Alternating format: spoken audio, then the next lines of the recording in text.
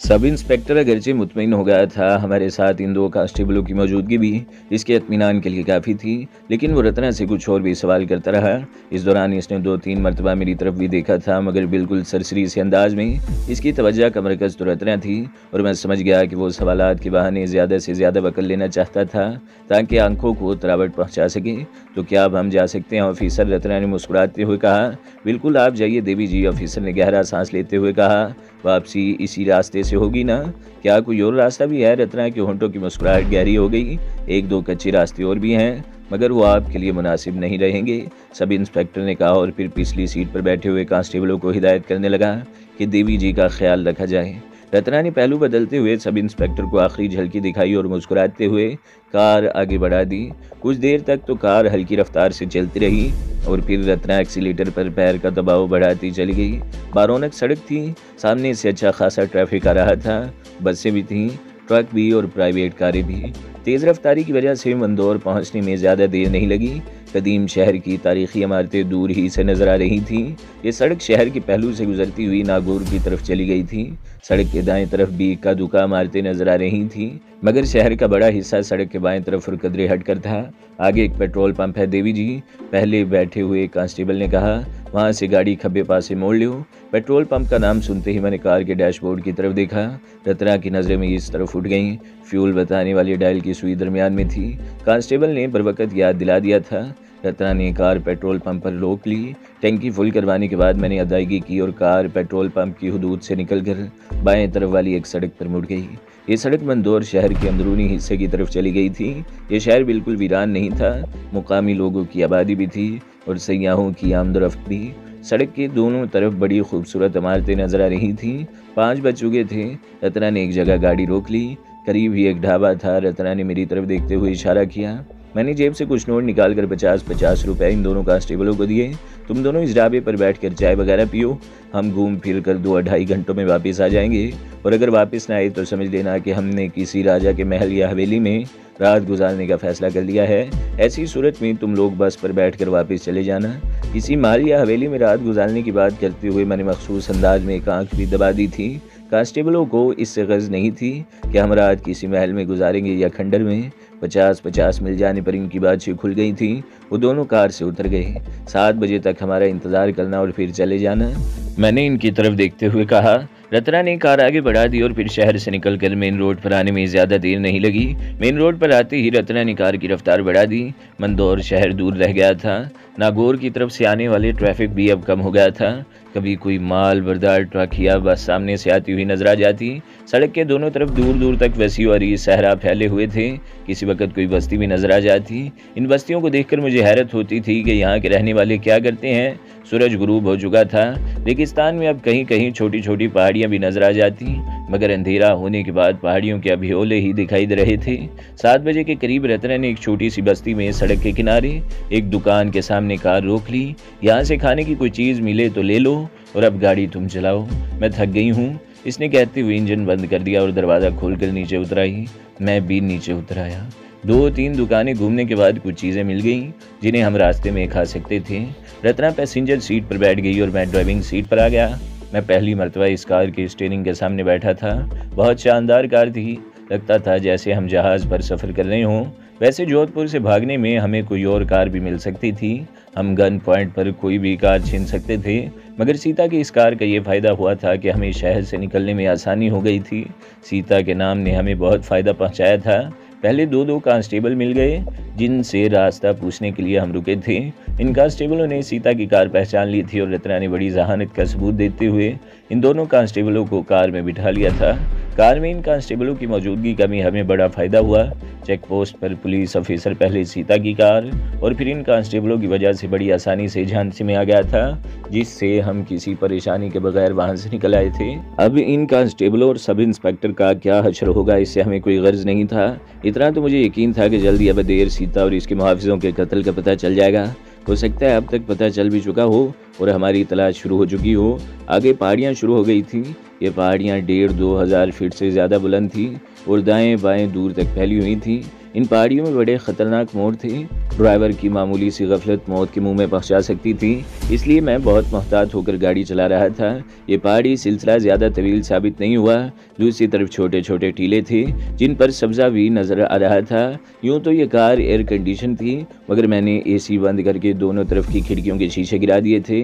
ताज़ा हवा एसी से कहीं बेहतर थी और इस वक्त हवा में किसी कदर खनकी और नमी महसूस हो रही थी, जिससे मुझे ये अंदाज़ा लगाने में दुश्वारी पेश नहीं आई कि कुर्ब जवार में कोई झील मौजूद है।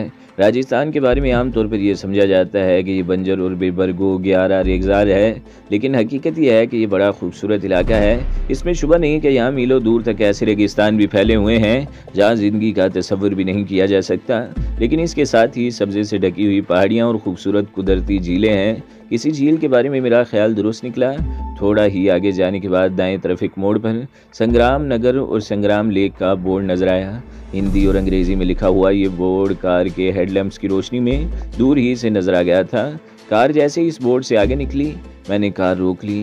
क्या हुआ? रत्ना ने सवालिया नज़रों से मेरी तरफ देखा। इस तरफ से चलते हैं, मैंने कार को रिवर्स गियर में लेते हुए जवाब दिया। मेरी छठी हिस्स किसी खतरे का एहसास दिला रही थी।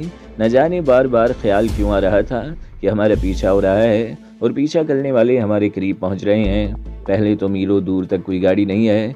रत्ना ने पीछे मुड़कर देखते हुए कहा, अगर कोई गाड़ी होती तो इसके हेडलैम्प्स की रोशनी ज़रूर आती। मेरी छठी हिस्स भी गलत नहीं हो सकती, मैंने कहा, और कार को काफ़ी पीछे ले जाकर बोर्ड के करीब इसी रास्ते पर मोड़ लिया जो टीलों में बल खाता हुआ अंदर की तरफ चला गया था। ये रेत के टीले नहीं थे, सुरख बुरबुरी मिट्टी थी। हम पीछे जो पहाड़ियाँ छोड़ कर आए थे वो भी सुरख थीं। टीलों के दरमियान बल खाता हुआ रास्ता कच्चा था। कार की रफ्तार भी ज़्यादा तेज़ नहीं हो सकती थी। सड़क के मोड़ पर लगे हुए बोर्ड पर संग्राम का फासला 12 किलोमीटर लिखा हुआ था, लेकिन मेरे ख्याल में ये फासला 20 किलोमीटर से कम नहीं था। टीलों के इख्तिताम पर नशीबे इलाके थे जहाँ कुछ दूर एक बस्ती की रोशनियाँ नजर आ रही थी। टीलों से निकलते ही ताड़ और नारियल के दरख्तों का सिलसिला शुरू हो गया। झील के किनारे पर आबाद संग्राम नगर नामी वो बस्ती खासी बड़ी थी और मेरे अंदाजे के मुताबिक इसकी आबादी 5,000 के लगभग ज़रूर रही होगी। यहाँ बिजली नहीं थी। बाजार में मुनासिब फासलों पर लकड़ी के लैंप पोस्ट लगे हुए थे जिन पर कैरोसिन के लैंप जल रहे थे। दुकानों वगैरह में भी पेट्रोमैक्स और कैरोसिन के लैंप रोशन थे। इस बस्ती का एक ही बाजार था जहाँ खासी रौनक थी। लोग हैरत से हमारी कार को देख रहे थे। मैंने एक जगह कार रोक ली। करीब खड़े हुए एक आदमी को इशारा करके अपनी तरफ बुलाया। यहाँ कोई अच्छा रेस्टोरेंट है? मेरा मतलब है होटल, मैंने पूछा। झील पर चले जाओ भाया, इसने अपनी मावड़ाई जुबान में कहा। इधर को मुड़ जाओ, सीधा झील पर पहुँच जाओगे। मैंने आगे जाकर कार झील की तरफ जाने वाले रास्ते पर मोड़ ली। झील के किनारे पर नारियल के दरख्तों की बहुतायत थी। यहाँ भी थोड़े थोड़े फासले पर 3-4 रेस्टोरेंट थे। मेरे ख्याल में इस तरफ टूरिस्ट वगैरह आते होंगे जिनके लिए ये रेस्टोरेंट बनाए गए थे। मैंने एक जगह गाड़ी रोक ली और हम दोनों नीचे उतर कर एक रेस्टोरेंट की तरफ चलने लगे जहाँ सामने घास पर चंद मेज़ें और कुर्सियाँ लगी हुई थी। कुछ लोग बैठे भी हुए थे। ये गालबन बस्ती ही के लोग थे जो शाम की तफरीह के लिए इस तरफ आ गए थे। 3-4 जगहों पर लकड़ी की बिलियों पर पेट्रोमैक्स टंगे हुए थे जिनकी रोशनी आसपास के माहौल को उजागर करने के लिए काफ़ी थी। लोग हमारी तरफ देख रहे थे। मैं और रत्ना लॉन के कोने की एक मेज़ पर बैठ गए। इसके चंद सेकंड्स बाद ही धोती और कुर्ते में मलबूस एक वेटर हमारे पास आ गया और कंधे पर पड़ी हुई मैली सी साफ़ी से मेज़ साफ़ करने लगा। कॉफ़ी मिलेगी? मैंने पूछा। ज़रूर मिलेगी, ब्लैक या मिल्क वाली? वेटर बोला। तकरीबन 15 मिनट बाद हमारी मेज़ पर कॉफ़ी सर्व कर दी गई। खुश जायका कॉफ़ी थी।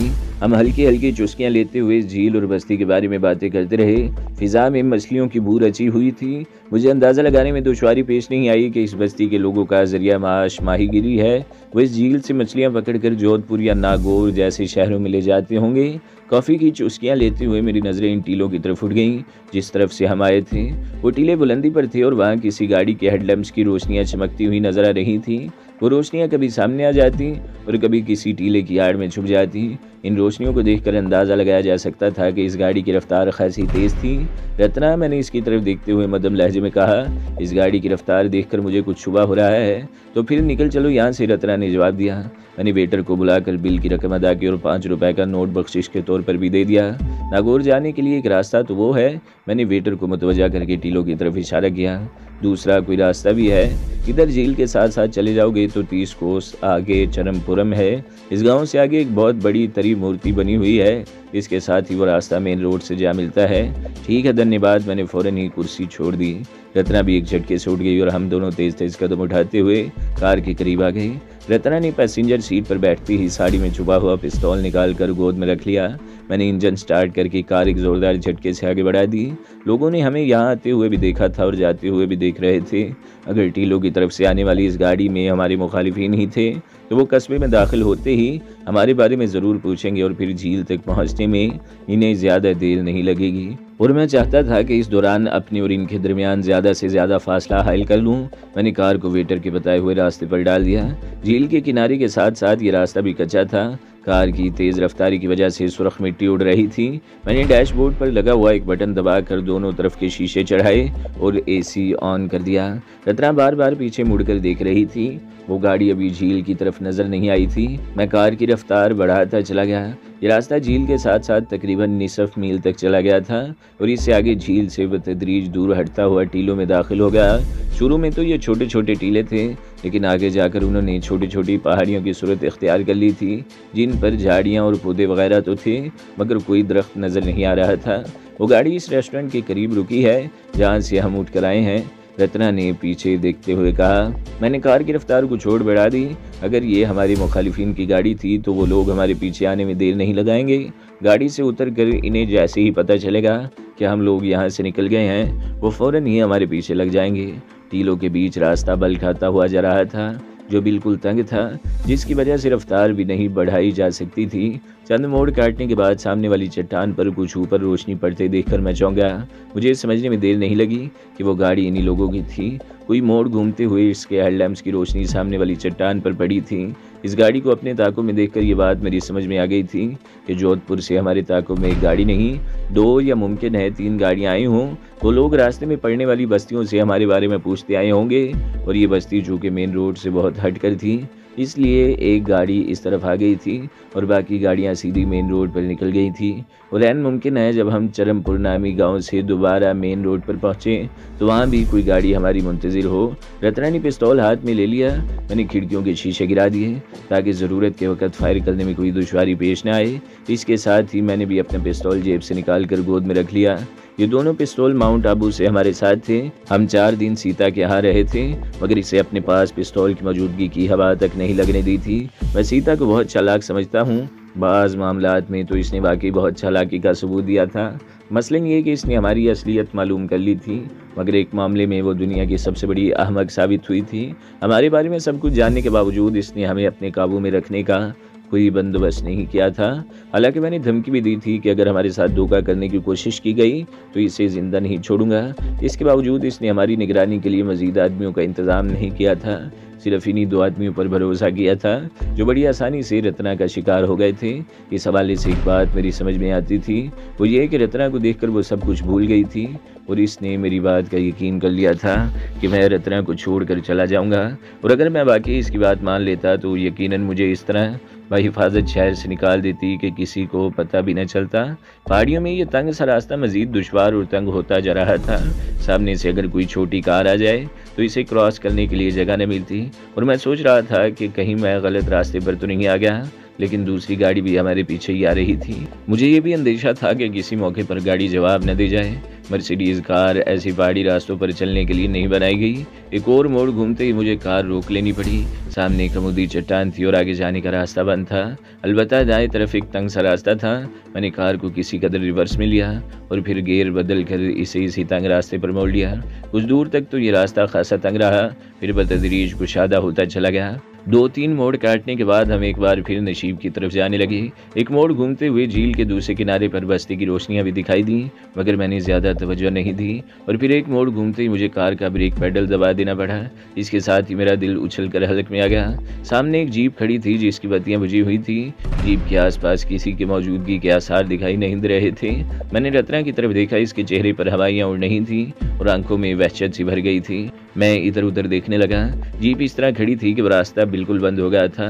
पिछला मोड़ तंग होने की वजह से कार को रिवर्स में भी नहीं लिया जा सकता था और फिर इसी लम्हे वीराने में एक आवाज़ गूंजती हुई सुनाई दी, नाजी तुम लोग हमारी राइफलों की जद पर हो, कार के हेडलैम्प्स जलते रहने दो, नीचे उतरकर सामने आ जाओ। मुझे सीने में दिल डूबता हुआ महसूस होने लगा। वो बेला की आवाज़ थी। इस वक्त मुझे अपना दिल कनपटियों में धड़कता हुआ महसूस हो रहा था। दिमाग में धमाके से हो रहे थे। बेला की आवाज़ मेरे कानों में गूंज रही थी। बेला का इतनी जल्दी हमारे ताक़ुब में यहाँ तक पहुँच जाना हैरत अंगेज़ था, और फिर जिस तरह इसने मुझे घेरा था वो इससे ज़्यादा अनोखी बात थी। मैं झील किनारे रेस्टोरेंट के इस वेटर के बारे में सोचने लगा जिसने हमें पहाड़ियों की तरफ ये रास्ता बताया था। मेरा ख्याल था जब हम टीलों की तरफ गाड़ी के हेडलैम्प्स की रोशनियां देखकर आपस में बातें कर रहे थे, और जिस तरह हमने वेटर से किसी और रास्ते के बारे में दरियाफ्त किया था, तो इसे हम पर शुबा हो गया होगा। वो समझ गया होगा कि हम कोई जुर्म करके भागे हैं और गालबन पुलिस हमारा पीछा कर रही है। इसने जानबूझकर पहाड़ियों में वो रास्ता बता दिया था जो घूमकर दोबारा इसी तरफ आ निकलता था। इसका ख्याल था कि अगर हम वाकई कोई जुर्म करके भागे हुए और पुलिस ने हमें इन पहाड़ियों में घेर कर पकड़ लिया, तो इसे भी इनाम में थोड़ी बहुत रकम मिल जाएगी। लेकिन मैं इस तरह आसानी से गिरफ्त में आने वाला तो नहीं था। कार के हेडलैम्प्स जल रहे थे और मैं सामने खड़ी हुई जीप की तरफ देख रहा था। बेला और इसके साथी यकीनन तारीकी में छुपे हुए थे।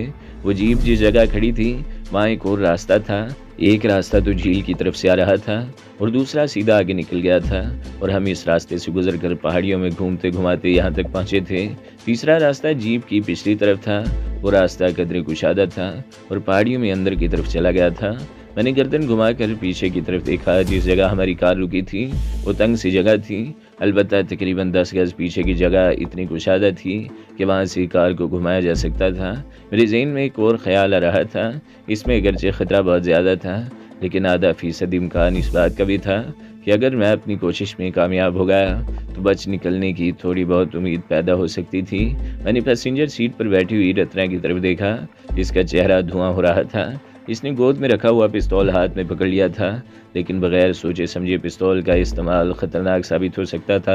दुश्मन अंधेरे में था, हम इसका कुछ नहीं बिगाड़ सकते थे, जबकि हम इनकी जद पर थे। वो हमें उड़ा कर रखते थे। रत्ना, मैंने सरगोशियाना लहजे में कहा, तकरीबन 10 गज पीछे इतनी कुशादा जगह है कि हम वहाँ से कार को पीछे मोड़ सकें, मगर असल मसला कार को वहाँ तक ले जाने का है। मैं जैसे ही इशारा करूँ नीचे झुक जाना, मगर कार को रिवर्स में वहाँ तक ले जाने में कामयाब हो गया तो इनके घेरे से निकलने की कुछ उम्मीद पैदा हो सकती है। बेला के साथ पता नहीं कितने आदमी हैं, उन्होंने हमें घेर रखा होगा। ऐसी कोई हरकत हमारे लिए ख़तरनाक साबित हो सकती है। हमें ख़तरा मोल लेना ही पड़ेगा, मैंने जवाब दिया। हम आसानी से ख़ुद को बेला के हवाले नहीं कर सकते। हमने बेला को जिस तरह तकलीफ़ें पहुँचाई है वो हमसे एक एक बात का बदला लेगी। इन अजियतों से बेहतर है कि हम बचाव की कोशिश में इसकी गोलियों से छलनी हो जाएं। तैयार हो जाओ। मेरे दोनों हाथ स्टीयरिंग पर थे। मैंने बायां हाथ तो स्टीयरिंग पर ही जमाए रखा और दायां हाथ उठाकर गियर लीवर पर रख दिया।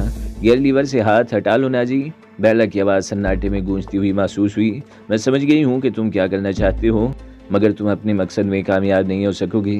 बेहतर है ऐसी कोई हमाकत मत करना। हाथ हटा लो और रत्ना, तुम भी अपने पिस्तौल खिड़की से बाहर फेंक दो। मेरे पूरे जिस्म में सनसनी की एक लहर सी दौड़ गई। कार के अंदर की बत्ती बुझी हुई थी और मुझे हैरत थी कि बेला ने अंधेरे में हमारी हरकत कैसे देख ली थी। अंधेरे में देखने की सलाहियत तो सिर्फ बिल्ली की पाई जाती है। हो सकता है किसी और जानवर में भी ये सलाहियत पाई जाती हो, लेकिन किसी इंसान के बारे में आज तक नहीं सुना कि वो अंधेरे में भी देख सकता है। मैं तुम लोगों को सिर्फ 3 सेकंड का वक्त दे रही हूँ। बेला की आवाज़ सुनाई दी, रत्ना पिस्तौल फेंक दो और तुम दोनों कार से बाहर आ जाओ। और फिर ठीक इसी लम्हे फिजा गोलियों की तड़तड़ाहट से गूंज उठी।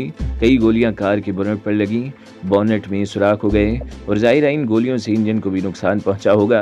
अगर 3 कहने तक तुम लोगों ने मेरे कहने पर अमल नहीं किया तो गोलियों की अगली बरखा तुम दोनों के जिस्मों पर बरसेगी।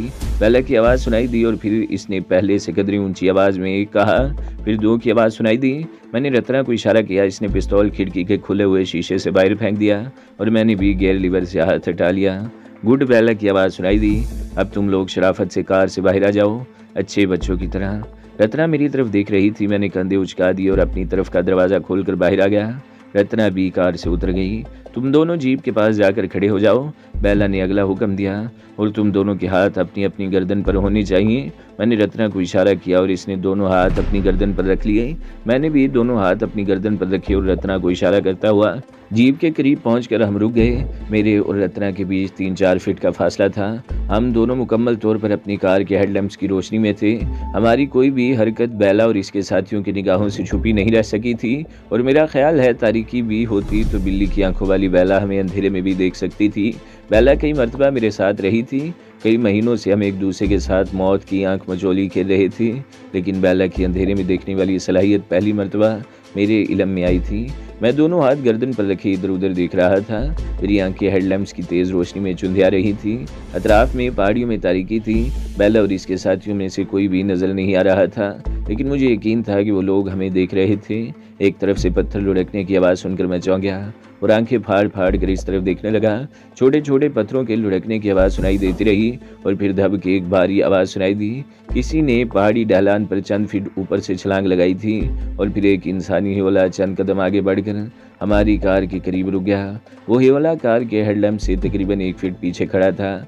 हेडलैम्प की रोशनी फैली हुई थी और हेडलैम्प के करीब इस फैलाव के मध्यम से पसे मंजर में इस हिवले को मैंने पहचान लिया। वो बेला थी। इसके हाथ में काराकोफ राइफल थी और मैं इसके होंठों पर फातिहाना मुस्कुराहट भी देख सकता था। तो दोस्तों, अगली किस्त सुनने के लिए हमारे चैनल को ज़रूर सब्सक्राइब करें, वीडियो को लाइक करें और बेल के आइकन पर भी क्लिक कर दें ताकि हर जो आने वाली वीडियोज़ हैं वो आपको सबसे पहले मिलती रहें।